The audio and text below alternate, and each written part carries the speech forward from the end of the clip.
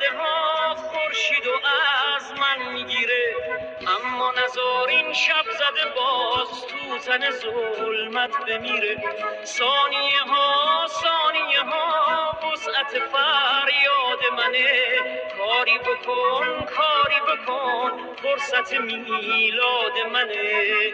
با تموم خستگیام، با همه دلبستگیام، با تموم خستگیام، با همه دلبستگیام، لب خاموشم تو رو چون شعری واسه فریاد کم میاره. تو کویر تشنه روح من بگو باز بارون بباره.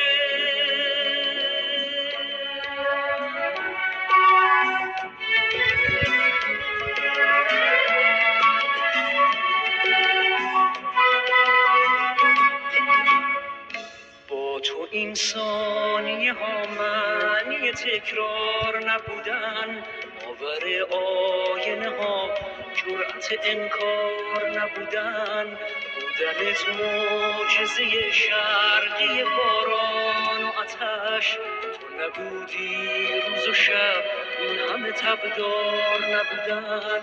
تو نه سحری، تو نه جادو، نه سرابی میدونم، تو نه آوازه رویا، نه یه خوابی میدونم.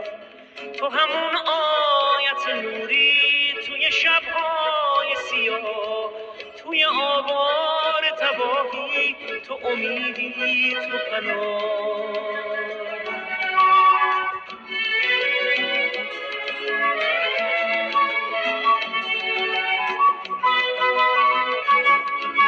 گرچه هنوزم فاصله ها خورشید و از من میگیره، اما نزار این شب زده باز تو تن ظلمت بمیره.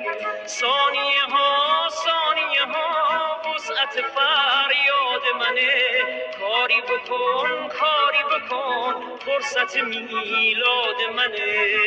با تموم خستگیام، با همه دلبستگیام، با تموم خستگیام، با همه دلبستگیام، لب خاموشم تو رو چون شعری واسه فریاد کم میاره.